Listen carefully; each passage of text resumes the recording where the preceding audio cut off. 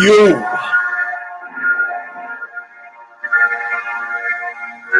are now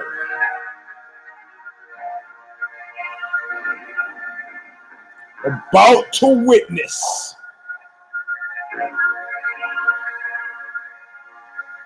the awesome, crushing might of, wait for it,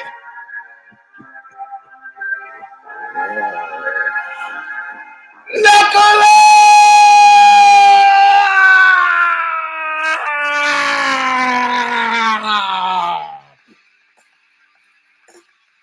Oh man, I'm dizzy.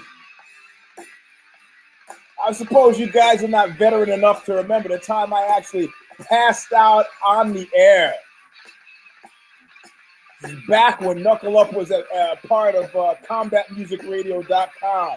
I thought, oh my God, I'm in the middle of an earthquake, and I woke up on the floor. That was some good radio. It wasn't a video show then. Pure audio. So that would have been great. And of course, when I was doing it in the car once, I did the intro and almost skidded to the side. That's neither here nor there. Actually, I'll tell you a skidding to the side of the road story as soon as we get through the opener. And all you guys who just logged on, all you folks who just logged on, hi. You have caught me a bit under the weather again. Round number 335. I am your host, Eugene S. Robinson. This is Knuckle Up on UFC on Fox 17. But first, the words that put it all into perspective. I'm on my way back to nowhere. I took my time, but I could not seem to get. I'm taking a real good look at you. I'm taking a real good look at your face. Being paid back in full, always nothing. That is Stigmata from The Calling of the Just. I don't know if you can see that. Yeah, and the song is Intro All of Nothing. Buy it. Well, you can buy it from me. I still have it. Anyway, this is round number 335. I'm your host, Eugene S. Robinson. The S stands for Satisfied. I've been using Satisfied a lot. How about the S just standing for slovenly? Yeah, because I am unshaved. And, you know, we are entering the holiday season. And you know what? I've come to the conclusion that it's a real bellwether of the kind of youth you had, whether or not you actually like Christmas or the season or Hanukkah, the holidays. Now, if you had a drunken, rummy dad pulling the tree down, punching people in the face at Christmas, you know, and then giving you shit, telling you you were shit, then probably not a good holiday for you. Yeah, it's a good holiday for me. I've got largely positive experiences. And, you know, at this point now, none of them are connected at all to gift giving. I'm just happy to look around and see my family happy and smiling. See? Look at all my whole family happy and smiling. Oh. Scrooge McScrooge, that's right. I'm lonely and alone on the holidays and I will not shave. That's not true. I'm actually going to be in New York City. So if you are in New York City, if you're a listener, last time I was in New York City doing that Mafia piece, there were 3 or 4 Knuckle Up sightings. One guy actually ran all the way around the block so he could walk back in front of me. That's like, you don't have to do that, man. I appreciate you getting in shape. Just come up and say, hey, Eugene, how you doing? Unless I've said, if you see me in New York, you don't see me in New York. But I'll never say that in New York. I always say it about Las Vegas. I'll have my kids and my lady with me in New York. So it'll be a mellow time. But anyway, I want to talk about this is round 335. I want to talk about UFC on Fox 17. And I want to talk up the loading of the Lost Battalion. I mean, look, the Lost Battalion feature, as a feature of Knuckle Up, was kind of amusing when it took, you know, when it's like 1 or 2 guys. You know, the Lost Battalion as a battalion is frightening in its total dimension, because you do realize, of course, that the difference between lost battalion and not lost battalion, or the difference between being lost battalionized, has to do with your level of self-awareness. And about this stuff, none of us are aware. I was at Tango tonight, and for the first time, I wore a T-shirt. I don't usually wear T-shirts. I'm not one of those guys. I've been getting tattoos since 1980. Not one of those guys who's that, I need to, this little coffee clutch of cool where we can sit around and massage each other's testicles while we talk about the ink that we got. I don't need it. I don't need to participate in it. So I'm wearing a short sleeve shirt, and this 85-year-old woman who is I was shocked to figure out she's born in 1930. I thought she was much younger than that. But she came up to me and said, you do realize that you have a swastika tattooed on your arm. And I said, yes, I do. And she goes, I was in England during World War II. What are you doing in England during World? My father moved us there. When did he move you there? In 1942. Was your father part of the German-British Bund? Was he a Nazi? What was your father? I mean, that's like joining the Lost Battalion voluntarily. Why would he? He said, well, he knew what was going on and decided that he wanted us to get educated in British schools, and we were bombed. And I go, well, that's got nothing to do with me. You see the swastika, but nobody ever sees a huge Satan that's carrying it. She goes, oh, is there a Satan tattooed on your arm? Like, that makes it any better, right? Like the Satan mitigates the Nazism. I said, no, it's Manichaeism. My whole body is good and evil. It's a battle for the soul. And, I got them a long time ago. What do you want, Grandma? Get off my fucking case, And I said, in Israel, they don't have a problem. Short sleeve shirt. Everybody's like, hey, we got our country. I don't give a fuck. Germany is where they have a problem. First of all, it's illegal. Secondly, the Germans, they're a little touchy. So anyway, my point is, you don't get.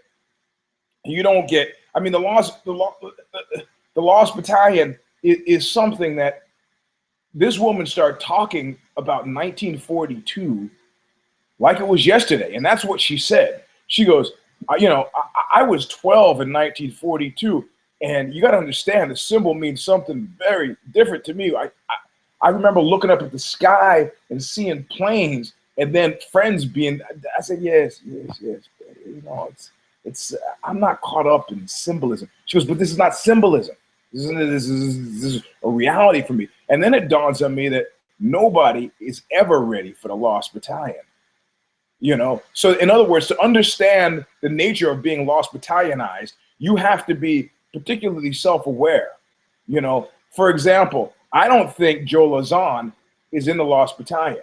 I think Joe Lazan knows exactly who Joe Lazan is.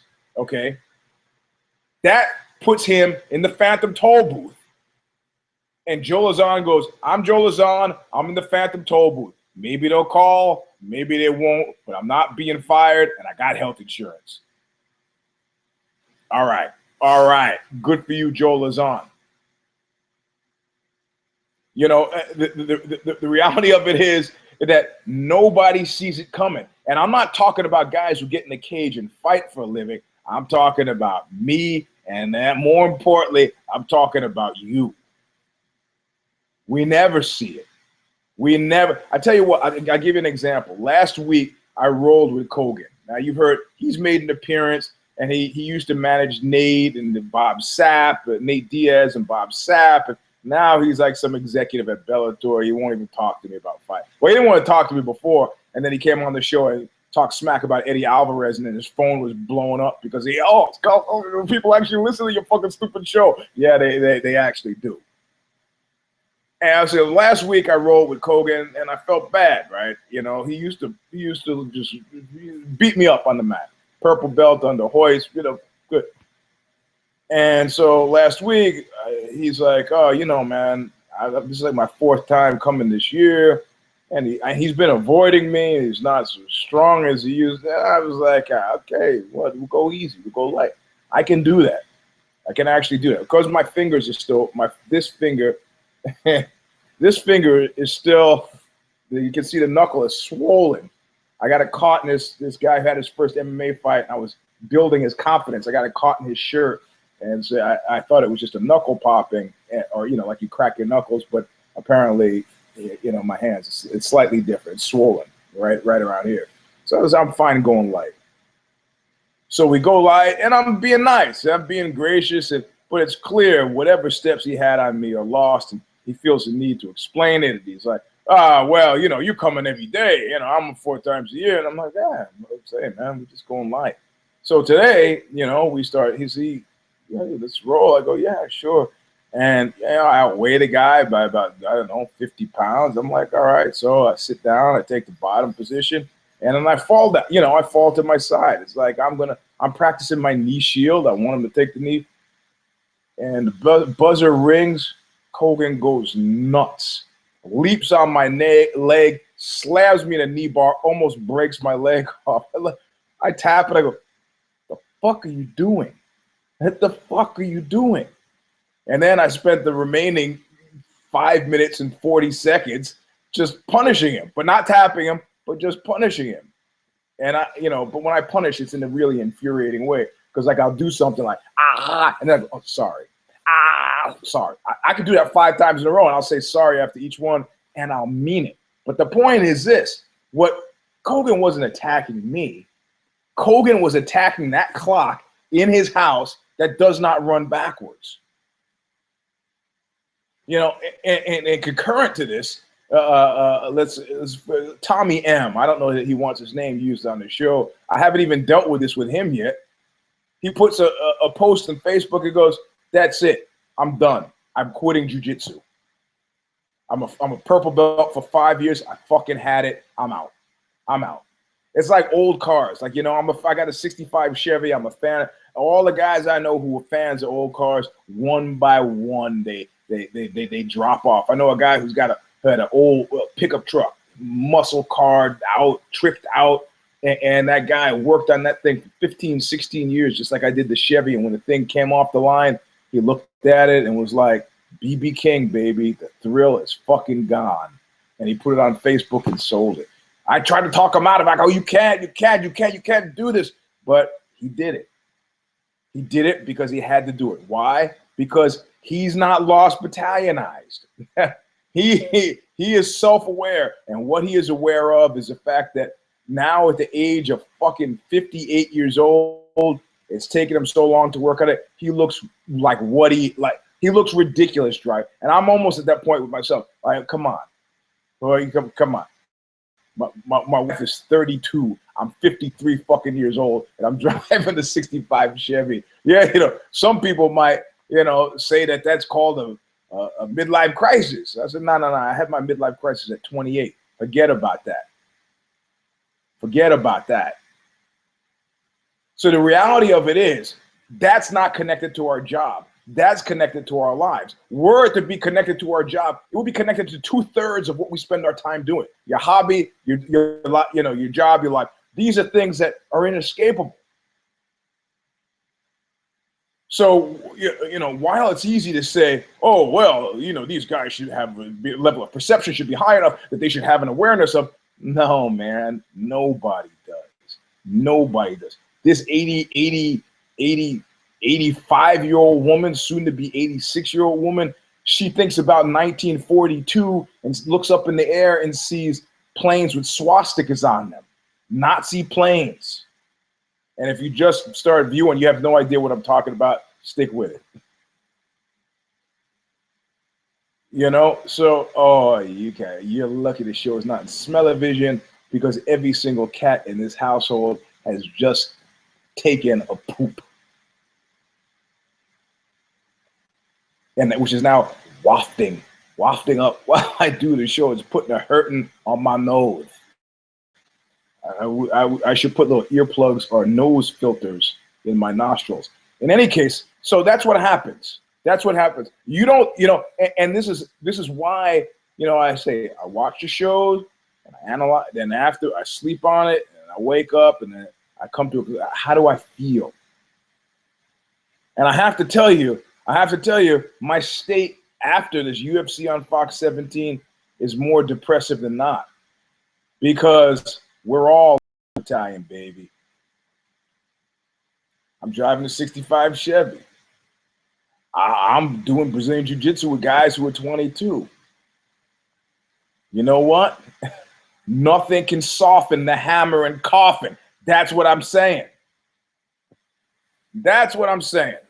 And it has nothing to do with the fact that when I look at my tote sheet, I see, Jesus Christ almighty.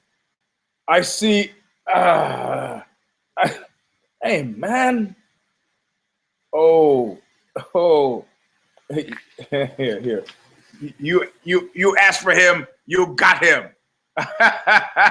Bye. Look at him. Yeah, that's interested. He's sitting here next to me, having gas because he wants to chime in the symphonic delight of every cat in the household pooping, and then Popeye adding gas to it. I get the pen out so I can mark my failure here. So, my point is very, very specifically that, you know, it is sorrow is, I can't help but feeling sorrow, but you know, this is what Brazilians call saudade, you know, what Germans call Weltschmerz, you know, it is the sadness for the temporariness of life, or memento mori, you know. And this is fundamentally why we like sports, because it serves as an analog for the fact that the human spirit is indomitable and that whatever. We're not talking about the human spirit right now. We're talking about the flesh. And so let's look at the fight.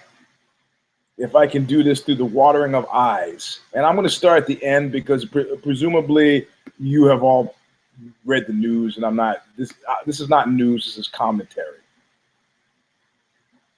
All right. So actually, no, where should I start? I'm going to start with the one that is closest to making the point. And he was probably the first guy in the Lost Battalion. And I'm talking about Junior Dos Santos. So let's just jump around a bit. So Junior Dos Santos, after his second Cain Velasquez fight, when he stood there in the cage with his face looking like a freshly ground hamburger, and he said, "You know, the next fight," and everybody on TV, the stunned into silence commentators, Joe Rogan and Mike Goldberg. That's my creepy Goldberg smile. Mike Goldberg, dead eye. Everybody was silent because they knew that there'd be no rematch.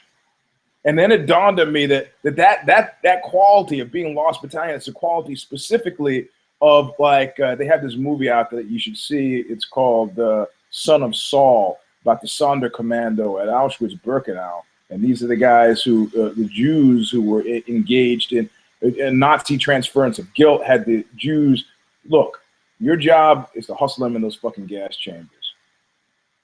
You know, and like says guys, I'm a willing participant in murder if it keeps me from being murdered. You know, you take the clothes, don't worry, it's a shower, you're just going to get clean. So on the one hand, the Nazi threat is ever present because you see what they're willing to do. The hundreds of people a day that are coming through and getting put into these ovens that you have to facilitate. But at the same time, you know, resistance at this point, unlike a vast majority of other Germans, we had to follow orders. And they found out, Daniel Goldhagen says, Hitler's willing executioners, that there weren't many people who were actually, I mean, the Nazis very clearly didn't want to draw attention to this kind of thing. So if you were a conscientious objector, I mean, life was difficult for you, but they weren't really brutalizing these guys because I'm not fucking going to do it unless you were a Jew in the Sonderkommando. You had a choice. Get in that freaking oven, or you can help others get in the oven. Guys had to make tough choices. So you know, so the his complete lack of awareness, like everybody who came into that pre-shower room at Birkenau, they they had no idea, or they maybe did. I can't vouch for a level of awareness, but everybody else in that room, all of the Thunder Commando, they did. So when Junior Dos Santos said our next rematch, it was a very strange inversion. He said our next rematch, where everybody knew but him that there would be no rematch. And that is when Junior Dos Santos stepped into the place that we call the Lost Battalion. Guys who don't know they're dead. They don't know. They're dead. Oh, you're going to take a shower, you're going to get yourself clean. You're not getting clean. These are the last few minutes of your life. You're dead already. And so there was a great shock when Junior Dos Santos was on this card with another guy, Alistair Overeem. Now, Alistair Overeem is not Lost Battalion. The guy is Teflon. He gets busted with the steroids, and he comes back. You know, he fights. I mean, think about how Cro Cop, the fanfare on Cro Cop before, the fanfare on Cro Cop leading up to it, and the mummery stopping the second that Cro Cop looked as terrible as he did in the cage. And then how come it's not transferring from Pride? How come what's going on? How come we have no idea? We can't figure out what. Yeah. But I think it's because Overeem just looks great. You say MMA, you know, I mean, if you take somebody like Miles Jury and say, man, that guy's a cage fighter, like, cage fighter. And you take an Overeem and go, that's what a cage fighter should look like. The guy has got 9 lives. He's not Lost Battalion. He's not even Phantom Tobo. He's just a cage fighter. And now he's renegotiating his contract. Fine, baby. You know, you can't let this guy go. He's no Chet Congo. He's got marquee value. People still like him. He seems age defying. You want to hang your star on something that makes you feel good about who you are, and then that maybe there's a possibility of it, the indomitability, the human spirit. That would be that guy. Match him up with the Junior Dos Santos. This means that there's either an induction ceremony into the Lost Battalion, because keep in mind, if Junior Dos Santos beats Overeem, it doesn't mean that Junior Dos Santos is no longer in the Lost Battalion, but it could mean that Overeem is now in the Lost Battalion. But that's not what happened at all. What happened is that Junior Dos Santos got his head beaten in. And I don't know who is making the rankings. I don't know how the hell anybody thought that Junior Dos Santos was still ranked number 2. I don't know what kind of fantasy MMA league you got, but that's not where he was in my league. He was out there in the mist of time. Now, Overeem is just Overeem. Overeem is like in this special spot where, like, you know, the Mike Tyson jerking off a Madison Square Garden thing. I can do anything you people show, and you will. I'll cross a room to turn on an Overeem fight. And when I think of what he's done that's amazing, I think, well, he got knocked out by Bigfoot. That was pretty amazing. But then I have that to balance out with the Brock Lesnar beating. Yeah, that was pretty great, man. Hit him with a midsection shot. Diverticulitis or not, man. Dude went to sleep. Well, not to sleep. You know what I mean. But that's not what happened.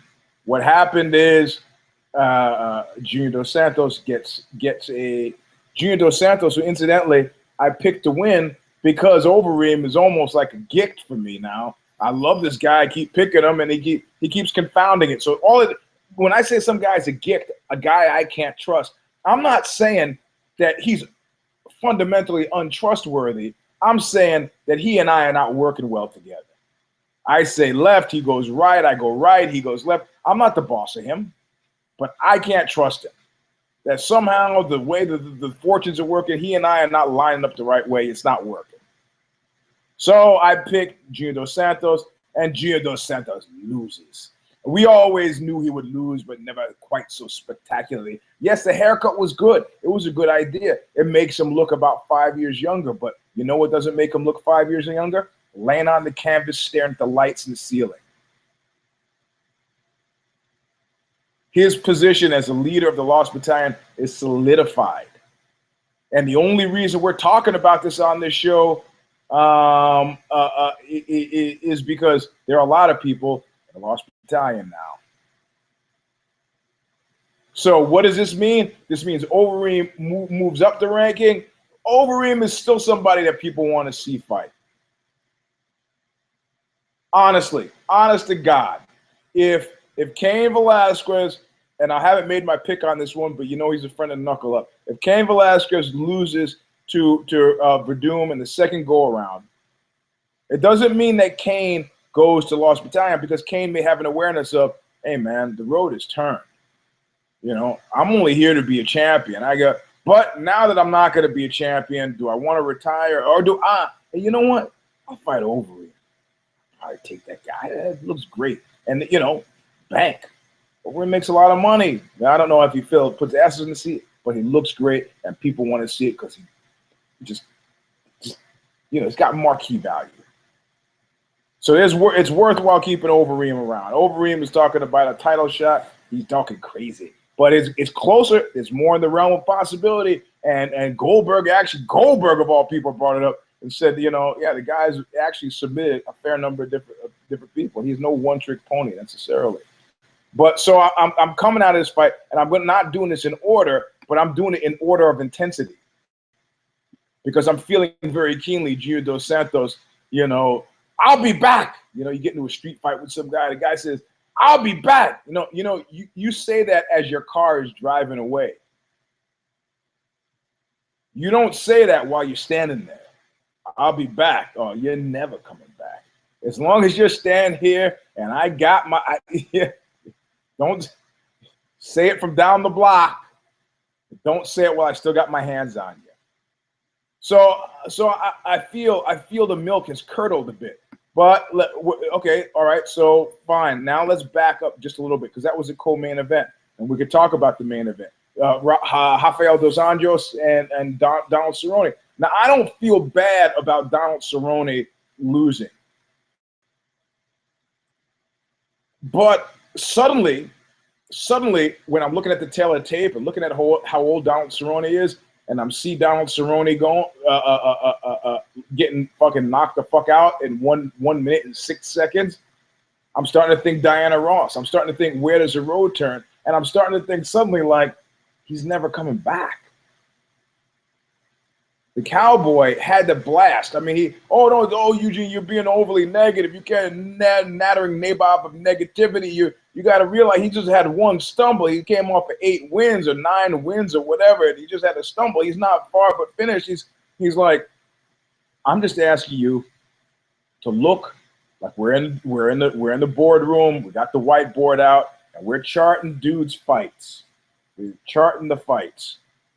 And on a long enough timeline, you, him, everybody can mark their peak. You can easy. When did you peak? Well, let's see. I was pretty good in 1999. I was pretty good in 1999. Physically, mentally, financially, socially, I was killing it in 1999. Maybe 98, maybe 2000. I was having a good time. It doesn't matter what I was doing. I was having a good time. You know, I mean, I'm doing okay now. I'm doing okay now. But I was doing great then. On a long enough timeline, if you look at the elapsed portion of your life, you might actually be able to look at that peak and go, Boja moi, it's all downhill from here, baby. Oh, there are no second acts in American life. My ass. There's second acts, but it doesn't mean that there are no second peaks. There might be second acts.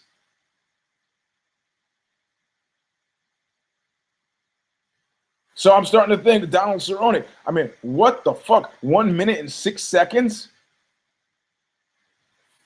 And, you know, I know there was a whisper, not even a whisper campaign. There was a shouting campaign about Dos Anjos and possible, you know, performance-enhancing drugs. Well, I think we can safely assume that if he had been, he's not now. And I'm basing that on the softness of his physique and the softening of his physique.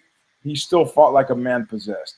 This is the thing. When I took steroids, I finally fundamentally figured out that there was no major difference between me on steroids and me off steroids. Yes, I got to 265 pounds. Yes, I could bench press for reps 345, deadlift over 500, and squat, you know, over 450. But what?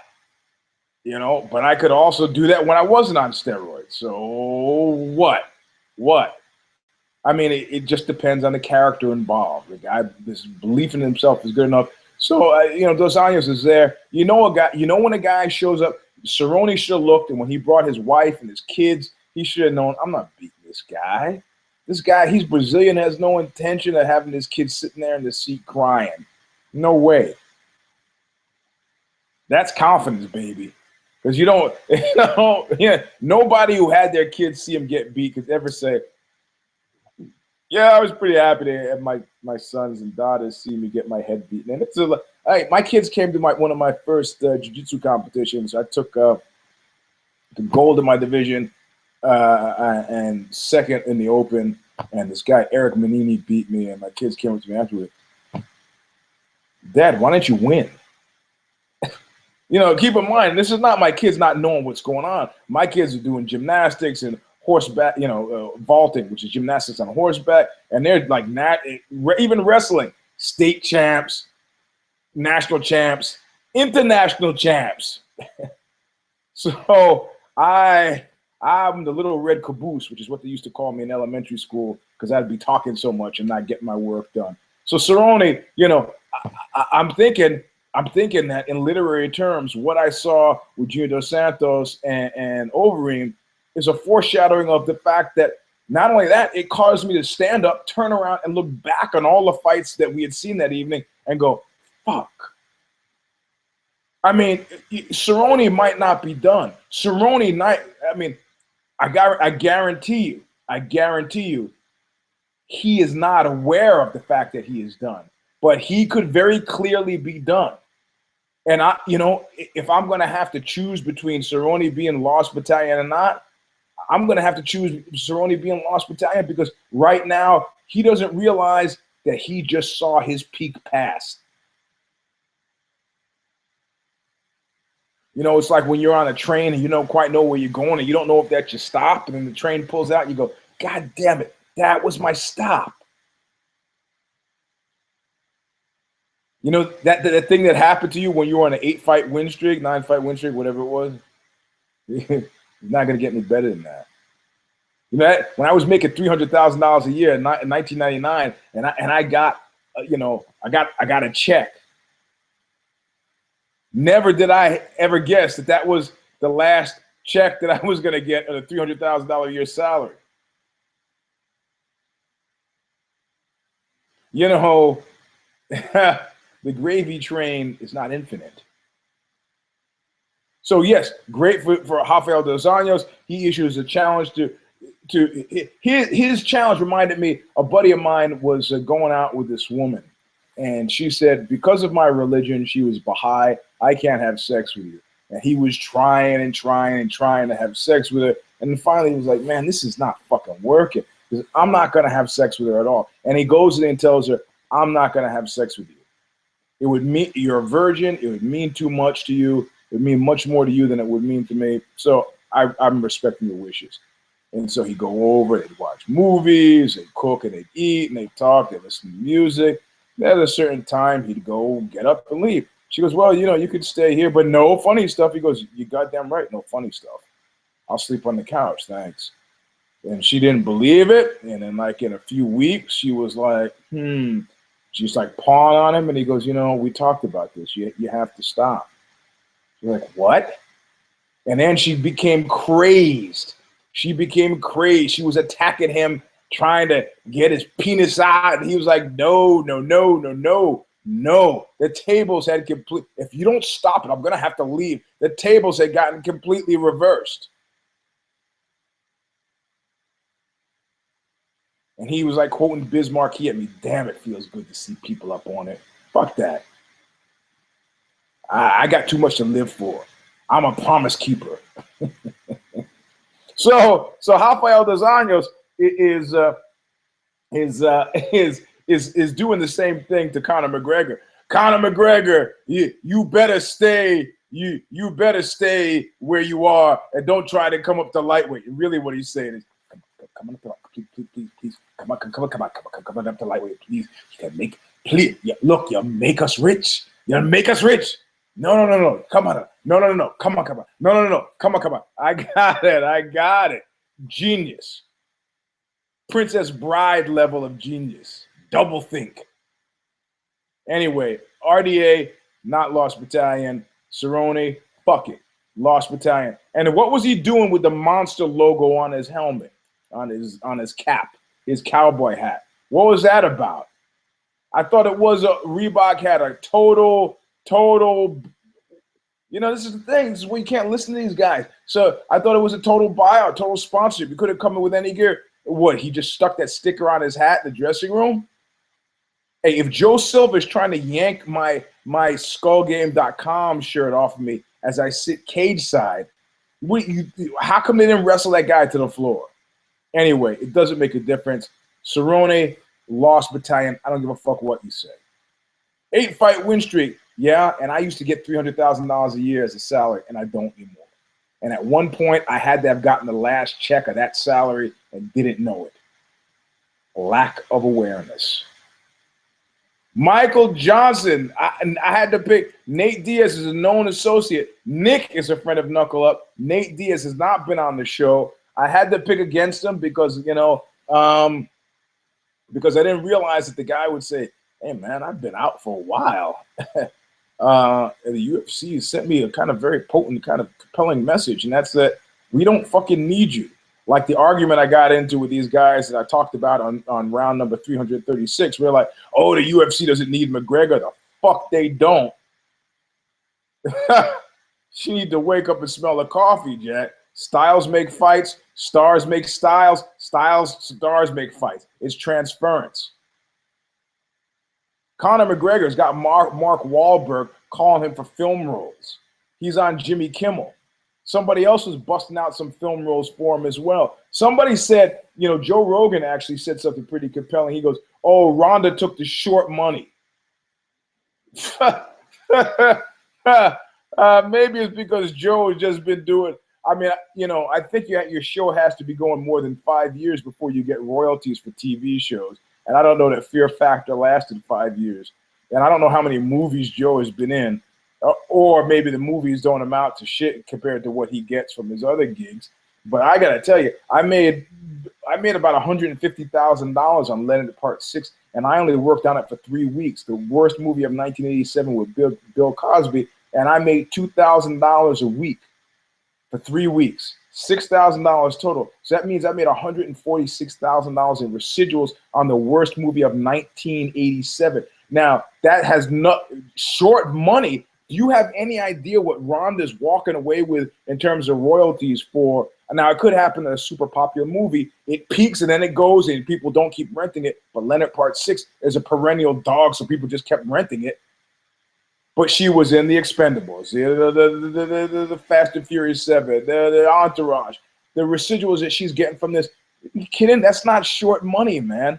That's about 5 years of UFC fighting for her.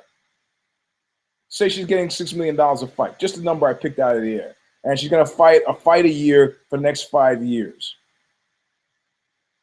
It's 5 years, 5 times 6. So $30 million. You don't think she's making that much for the movie? You're high. You are high. It doesn't matter. Nate, I imagine, was like, Nick's on ice. Somebody in his family's got to bring home the bacon, and he likes it. He likes it. This is the difference a lot of time between, your time in the Phantom Toll booth being hellish and it being an all right. Look, you can train no matter what. and he likes it. He came in looking great. Fucked up Michael Johnson and fucked up my picks. There's nobody here that's in the Lost Battalion. Or is there? Michael Johnson is not showing up the way Michael Johnson should show up. Now, if you want to make a parallel between a Johnson and a Rashad Evans at a parallel point in their careers, they should have been in fairly similar places, and frankly, they're not. Yeah, Michael Johnson's got a great highlight reel against who? What was his ranking going into this fight? And now? Michael Johnson looked all disappointed and oh. You know what that mist is around you, my friend? That mist is the last paycheck in the $300,000 paycheck sweepstakes. It is the sound of the train pulling off to Birkenau. I'm not saying this because I picked you and I'm upset, but where are you going now? Because you're not going up. It makes no sense. The guys that just stepped over you are guys you have to step over to get up higher on that ladder, and you're not going to do that. Was that a close fight? Will it be a closer fight in the future? Not against a guy like a Diaz who constantly trains. All right, who else did I pick? Oh, Miles Jury. X. I mean, it was a veritable bloodbath, you know, in terms of my picks. Miles Jury.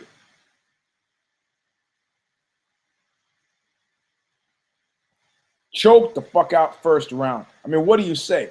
Look, he was favored in the Vegas odds. This is not like this was a stupid pick on my part.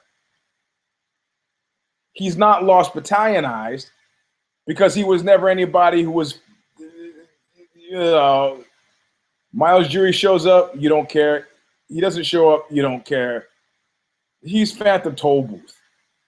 He was before, he still is. Sitting around somewhere waiting for a call. But 11-1, nobody saw him losing this fight. And he gets choked out by a dry game Charles Oliveira, who I like.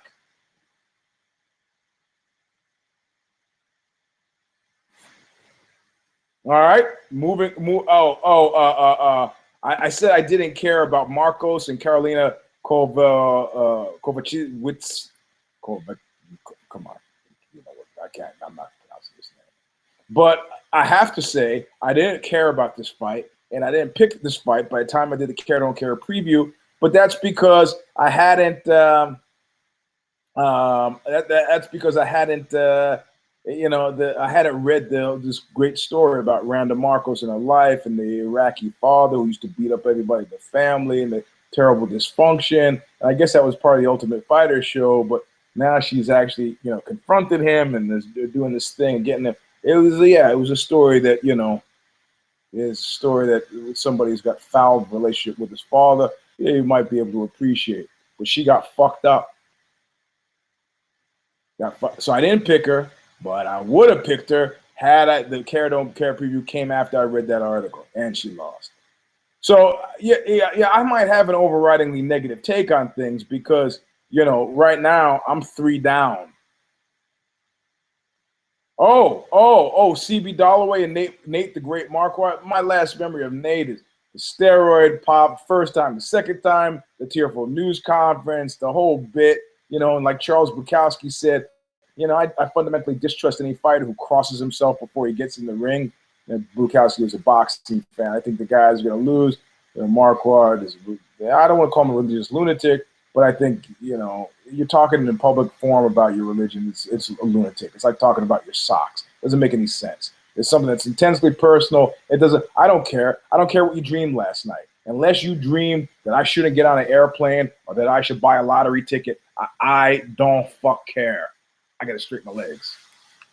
But I picked CB Dollaway. No, he was favored going in. Nobody saw it. Nobody saw Nate Marquardt doing what Nate Marquardt did, which was fundamentally knocking him out. Knocking him out. Knocking him out and then thanking Jesus that he could knock him out. It seems strange to me. You know, and okay, and then all right. So Nate Marquardt, where is Nate Marquardt? You know, Nate Marquardt is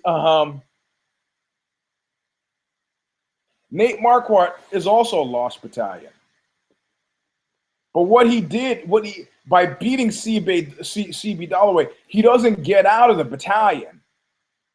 He just dragged Dalloway into the battalion. Dalloway was doing just fine in the Phantom Toll Booth. He was doing just fine in the Phantom Toll Booth, but he had to go fight Nate Marquardt, and he got fucked up, and now he is in the Lost Battalion.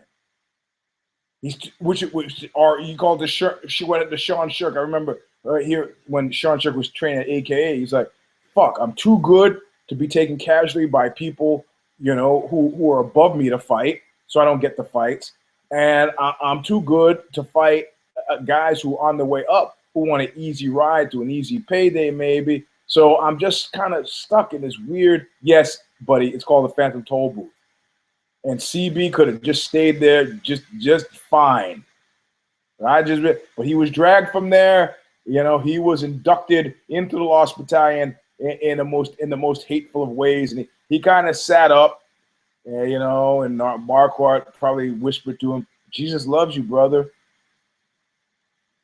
Thanks, man. Thanks. First words he heard, the Lost Battalion, Jesus loves you. Man, that's okay. You need all the help you can get in the Lost Battalion. Jesus loving you, why not? Why not? Sign on for that. But you know what? You're in the mist, man. Call it the fog of war. You're not getting out. Sarah Kaufman was supposed to fight friend of Knuckle Up, Germaine Darandemi, who fucked up her wrist, ligament in her wrist, had to cancel. 9 days before they get Valentina Shevchenko. She's apparently from Kazakhstan.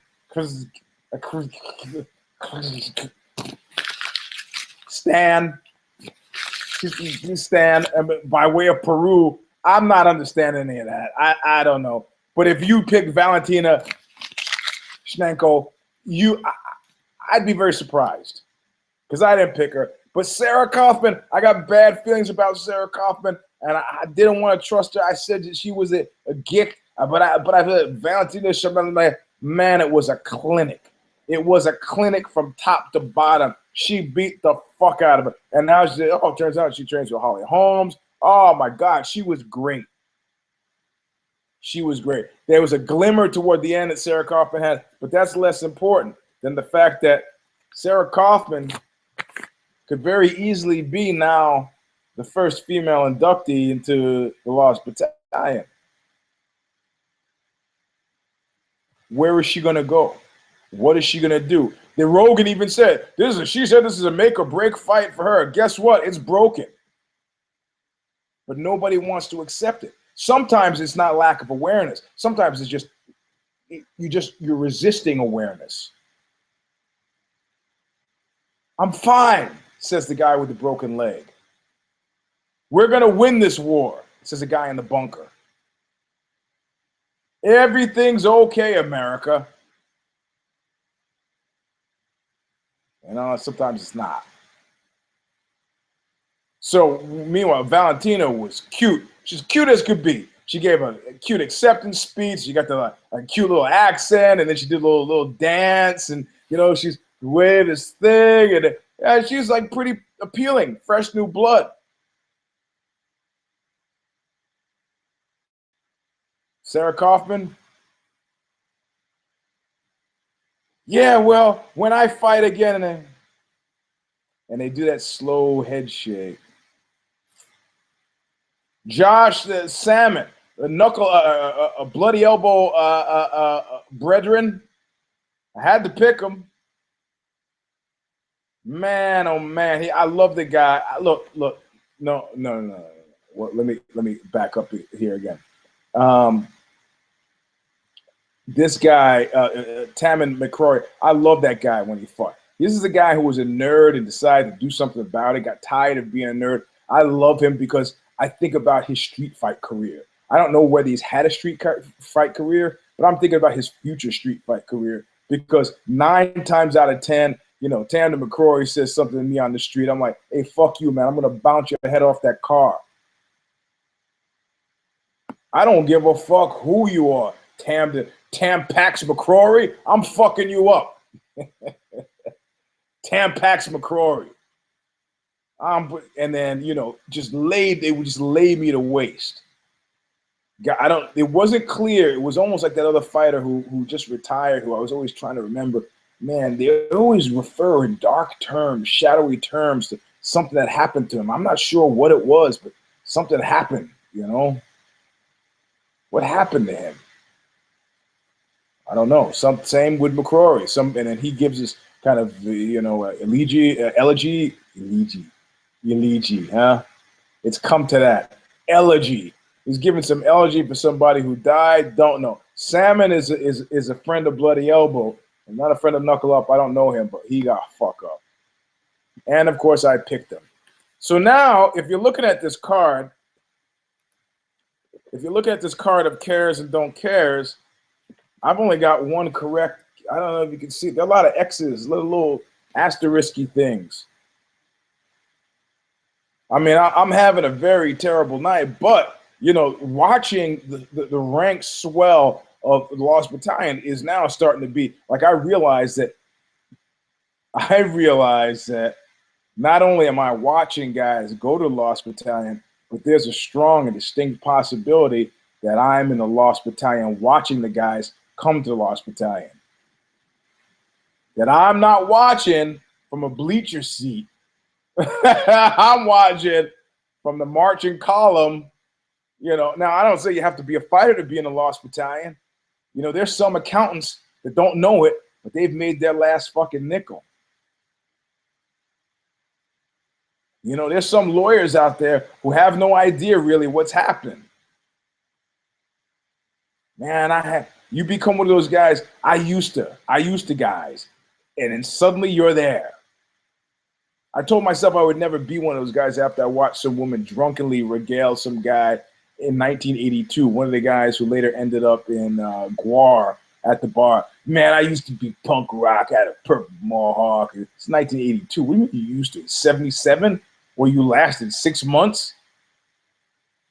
You know, the only guy I know, there are 2 guys.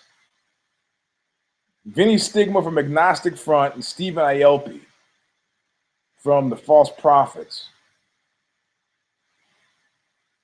I'm hearing sounds.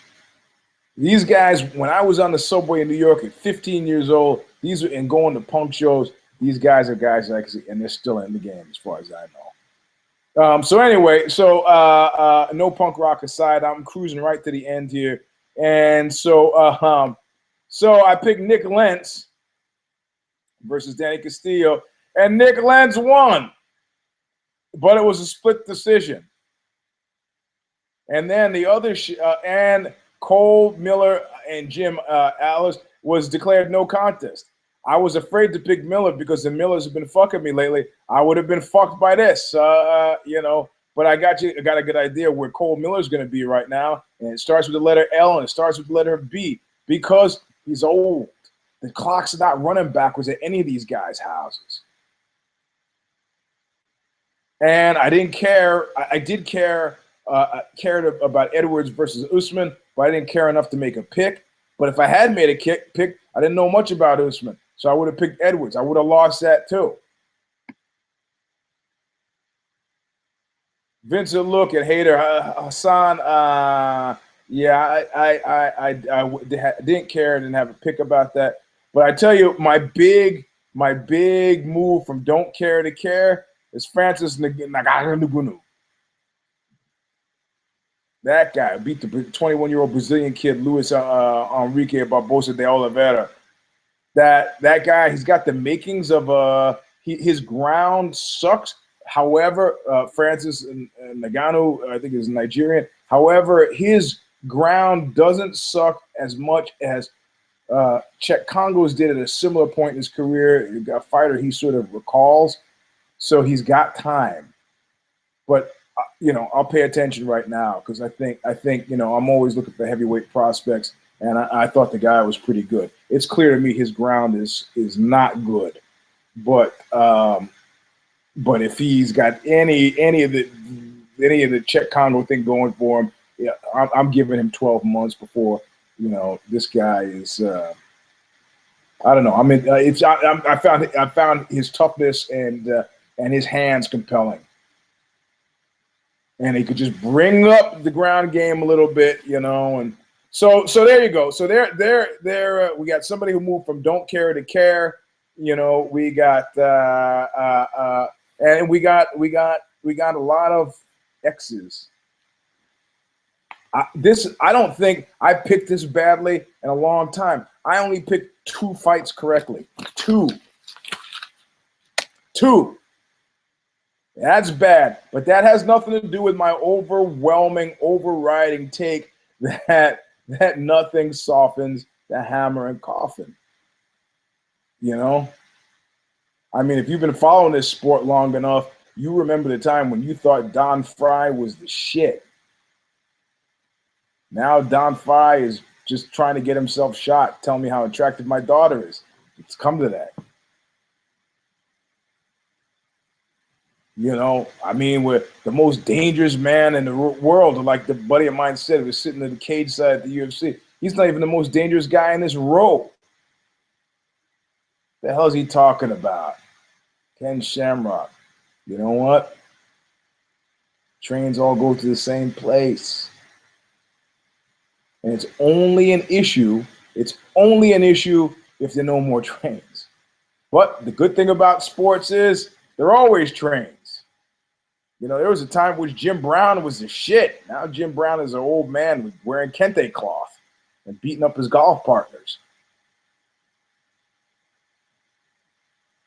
The endless sea. Things rise out of the endless sea, and what rises out of the endless sea is the hope and promise for tomorrow, but not for you and not for me. On a long enough timeline, we're all dead. And so, you go into a night of picks like these, and you're like, man, this guy, but like I made that last dollar, and some of these guys look at the timeline, and look at the peak, and that's something they're going to be looking back at forever. And that's how it works. And the only way it feels bad is if you resist it. Quiet embrace, good.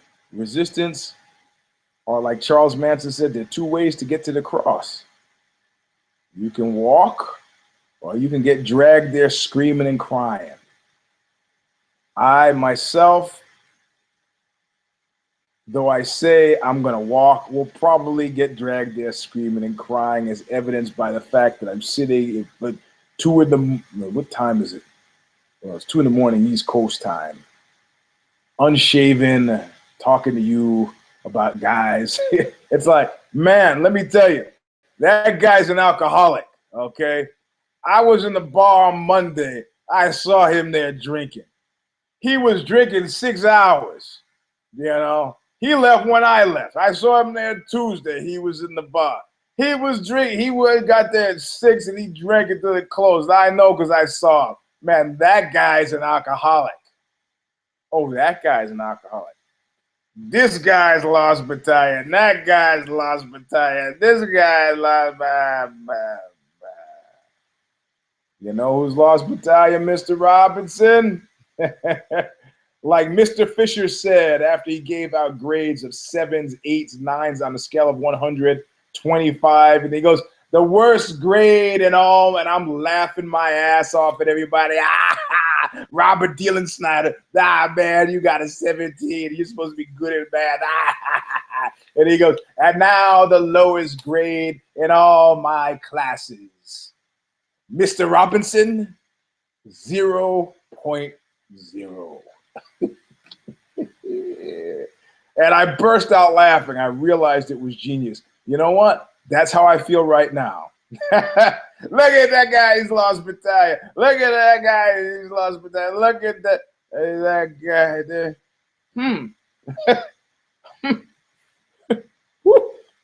Look at all these wrong picks that I've made. Effie's only 2 right fights the whole freaking night. And these guys are lost Battalion. No, sir. You are lost Battalion. Well, the air is fine here in the lost Battalion. So, you know what? Nobody likes us. We don't care. That's the end of the show. I'll be in New York on next. I'm going to try to do the show from New York if there's a show to do. Kid Nate and I will talk about it this week on If I Did It. I'm not sure if he's going to be around. It's holiday time. You know, it's a happy feeling nothing in the world can buy. Yeah, try that on for size. Anyway, I don't know. I don't know if we're going to be back next week, but we'll be back the week after for sure. I of course, I'm a slave driver and say, you do your show, or I'll break your head. But that's why I'm not in charge of anything. So anyway, that's the end of the show. We'll see you. Thanks. I see you viewers. I see you watching. Thanks for sticking with us. But look what you made me do.